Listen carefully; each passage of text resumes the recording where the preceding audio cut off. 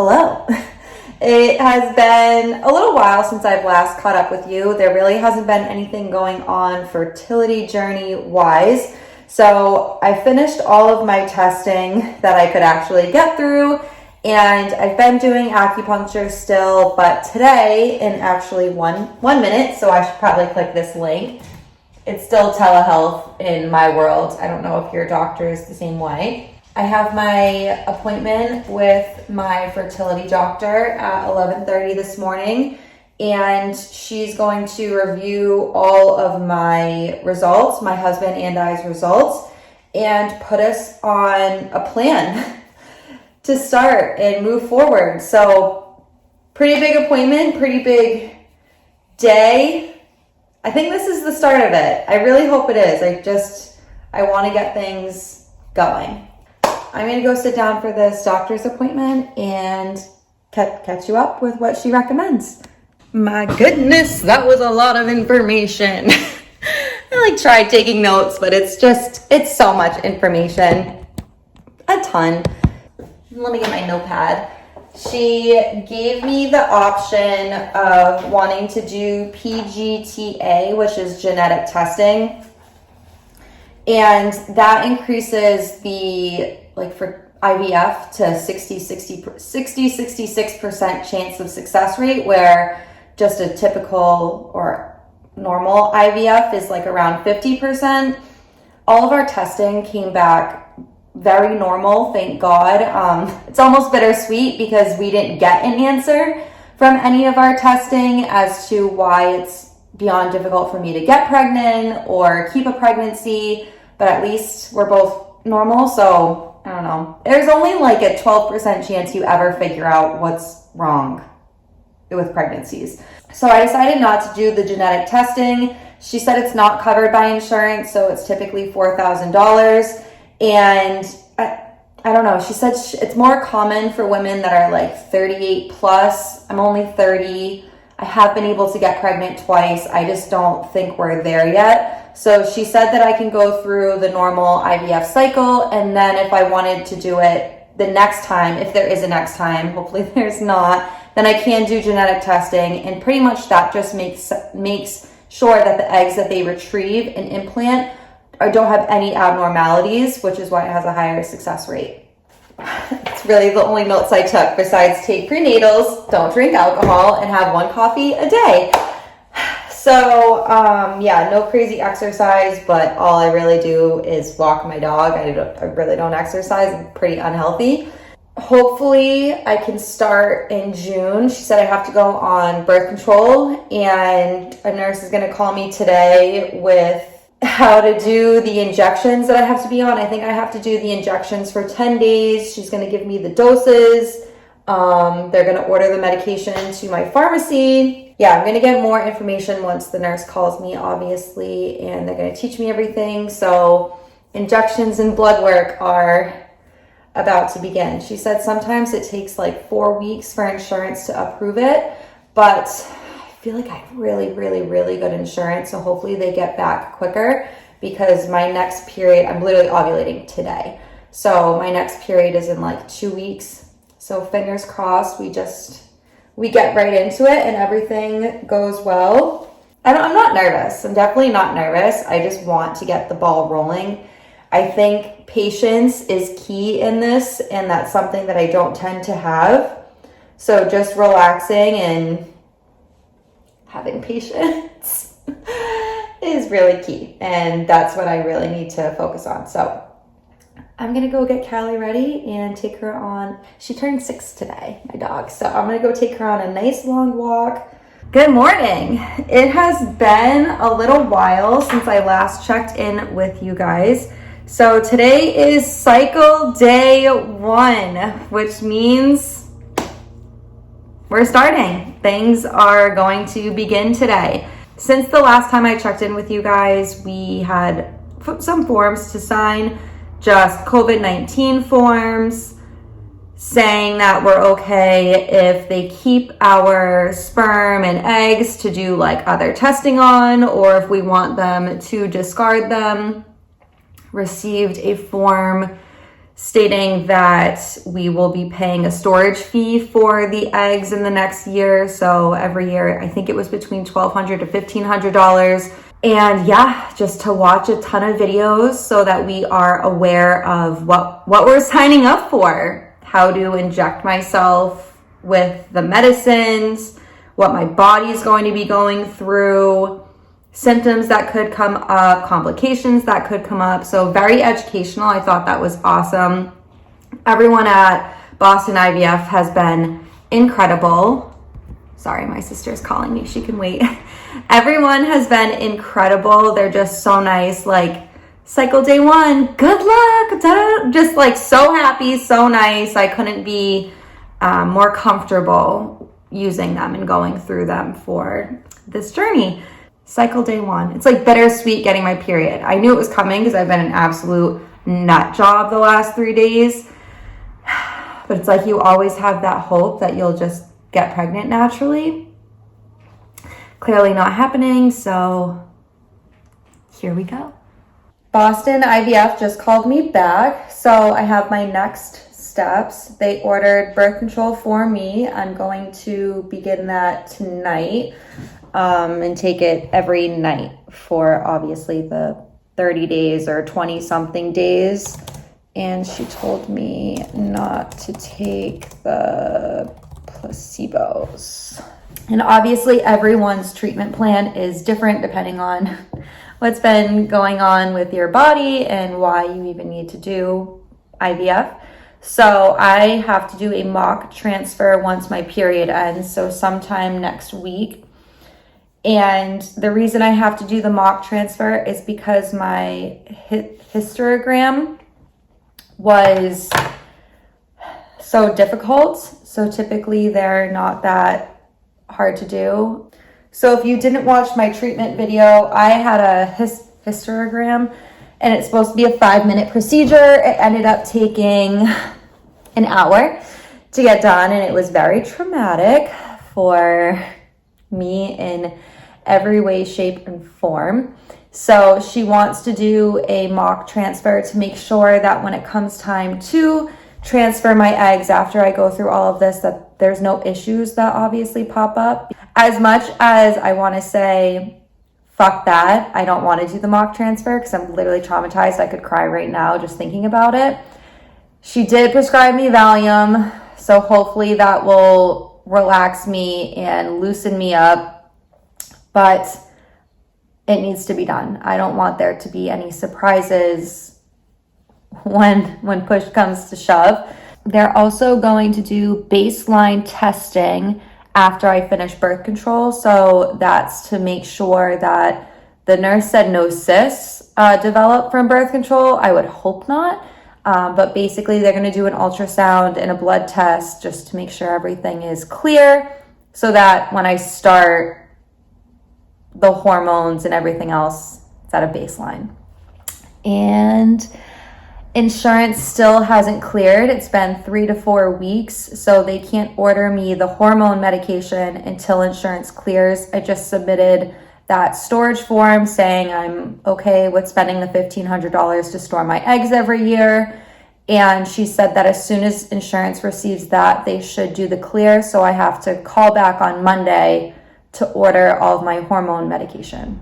I have tried to film like 12 times and I am definitely nervous because I'm rambling at this point. So today is Tuesday morning, and I have my mock transfer Thursday morning. If you are going through this process as organized as everyone can be, you still want to stay on top of things. They thought they were missing a form from me. They weren't. They had it the whole time, which is why my next round of medication hadn't been ordered. So I'm glad I called and followed up. That way, when I run out of my birth control in 5 days, it's go time and the injections start. I'm nervous. I'm very nervous for Thursday morning. It could be a walk in the park. I'm hoping that all of the notes from my testing are there and it's not going to be a lot of trial and error as far as speculums go and catheters go and it's not going to take 45 minutes of women peeling me open and digging around. Like, I'd rather not ever go through that again. Good morning. We are on our way to Providence right now. I'm surprisingly very relaxed for this. I think it's going to be fine. So yeah, going in for the mock transfer. It's supposed to be like a 15-minute thing. Hopefully it doesn't take 45 minutes and is excruciating pain again. Okay, so just left. I had to chug another 3 things of water to make sure my bladder was about to pop, to make everything easier, and I'll insert the photos and like explain it once I'm sitting down at a different time. But it was so easy. Like, she came in, she got right in. It was not even 15 seconds of her with the speculum cleaning my cervix and then getting the catheter into my uterus. So that makes me feel so good. And I immediately just started crying with relief, because it was like, I was nervous that I was just gonna be tortured for another hour, and it was a walk in the park. Like, so easy. So I'm happy. But once I get home and settled, I'll go over what the images are that I took and like videos, so that you have more of an understanding of why it was so easy today. Good morning. It is the next day. I was pretty high yesterday from the medication that I took, so I just didn't feel like it was the right time to sit there and explain everything. So when I had gone in, my bladder wasn't full yet, despite drinking 2 of those giant Starbucks bottles that I showed you of water. She showed me the ultrasound, and now I understand why I had such difficulty at my testing. So in this image, you can see that there's like a really dark backwards J. And what that is my cervix. So it is a full hook. Like, no shit, a catheter wasn't able to get in there. Insane. What they had me do was go back into the waiting room. I had my husband come in, and I chugged 3 more of those giant Starbucks bottles of water, and I felt like I was ready to burst. So I got the nurse and I told her, like, it's go time. If we don't do this now, I might have an accident. So they came in and they said they were going to be super quick about it. And this is what it looked like when they did an ultrasound to check my bladder. So you can see everything just kind of flips. Like, the anatomy is all over the place. My bladder, I believe, is all the way to the right, and then my uterus is to the left. So easily accessible once you have a full bladder, which is what they should have told me when I went in for testing a nice full bladder. And I think it would have gone a lot smoother. So I met my fertility doctor for the first time, which was awesome, because I've been speaking with her for 2 years now. Laid me back, popped the speculum in. They do the ultrasound as the speculum is in. So you have a full bladder. They're pressing on your bladder with the ultrasound, and then you have a speculum in, so you're wide open. So they cleared out my cervix with iodine, I think, and put the catheter right in. And I was able to have the normal catheter go right in, where last time they used like 4 different catheters, 3 different speculums, had 3 people in the room, took 45 minutes. I was crying, screaming, shaking, and this took literal seconds. So that makes me happy, because when it is time to do the embryo transfer in August, end of August, it's going to be a walk in the park, thank God. So I'm really, really excited about that. All of my nerves are gone. I did have to go in the same exact room as when I did the testing. So she was funny. She was like, "Welcome to your torture chamber." I have 2 more birth control pills. So 1 today, 1 tomorrow. And then I start my medication. I'm so excited. My medicine just arrived. Come on, Cal. Come on, where are we going? We get the medicine. We ready? Team baby! Team baby! Okay.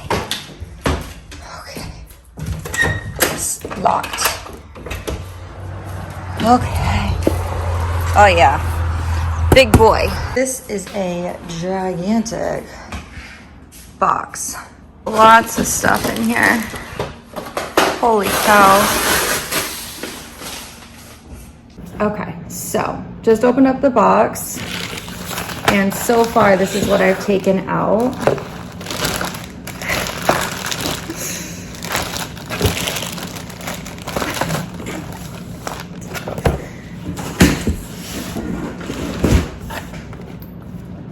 Is this just the ice pack? And that's just the refrigerated pack. So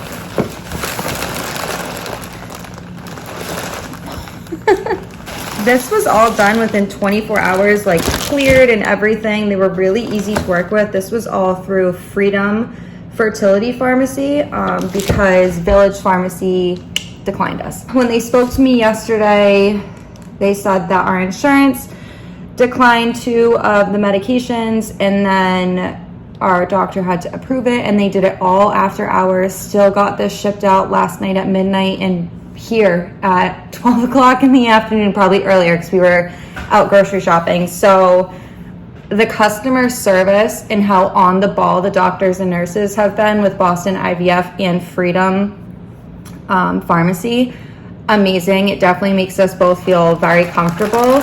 And all this medication I just showed you with our insurance only costs $65. So I actually am missing something. I'm missing our trigger.